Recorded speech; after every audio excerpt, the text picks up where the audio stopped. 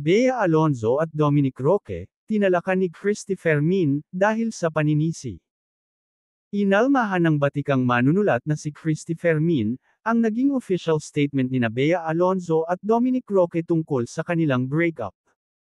Feeling ni Nanay Christy, sinisisi pa ng ex-celebrity couple ang showbiz press, sa pagkalat ng balitang hiwalay na sila, at hindi na matutuloy ang kanilang kasal.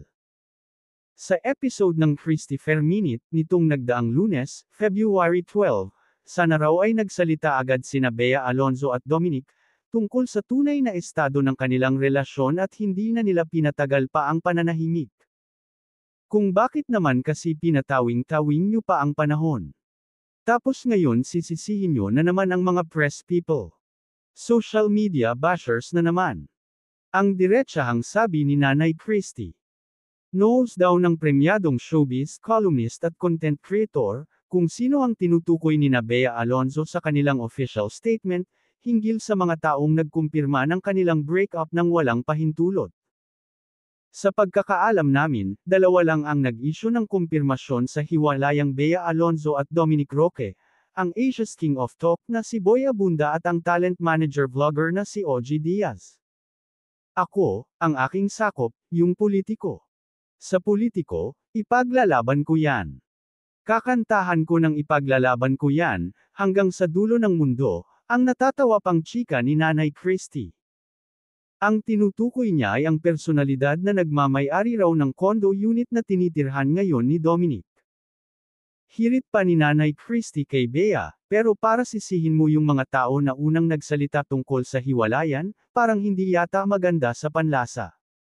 Inunahan nyo na dapat yan. Inagapan ninyo, para wala kayong sinisisi, dugtong pa niya. Linggo ng gabi nang maglabas sina Bea at Dom ng kanilang joint statement, kung saan in-announce nga nila sa publiko ang kanselasyon ng kanilang wedding. After much thought, consideration and care, we have mutually decided to amicably end our engagement. It was not an easy decision. We wanted to have more time to carefully deliberate and pray about it, but there have been many speculations, questions, and insults.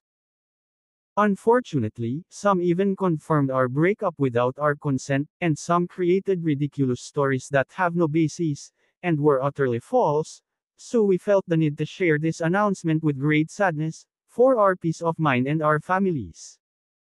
Please understand that this is extremely painful yet united decision, and we sincerely request for everyone to kindly spare us from more cruel and very hurtful words thrown on social media.